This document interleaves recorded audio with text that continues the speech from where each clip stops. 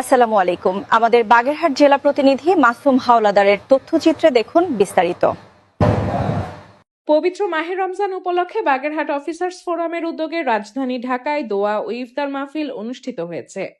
কৃষিবিদ institution Bangladesh KIB খামারবাড়িতে আয়োজিত অনুষ্ঠানে সভাপতির বক্তব্যে ফোরামের সভাপতি ডক্টর মোহাম্মদ ফরিদুল ইসলাম বলেন, দেশে সামগ্রিক উন্নয়ন ও অগ্রযাত্রা ত্বরান্বিত করতে সবাইকে ঐক্যবদ্ধভাবে কাজ করতে হবে এবং নতুন সরকারের কার্যক্রমে সর্বাত্মক সহযোগিতা প্রদান করতে হবে। অনুষ্ঠানে প্রধান উপদেষ্টা হিসেবে উপস্থিত ছিলেন সচিব অবসরপ্রাপ্ত মোহাম্মদ মুশিউর রহমান।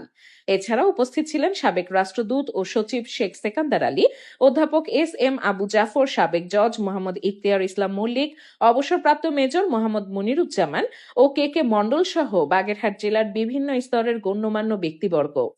শেষে দেশ ও জাতির শান্তি, অগ্রগতি ও সমৃদ্ধি কামনা করে বিশেষ মোনাজাত করা হয়।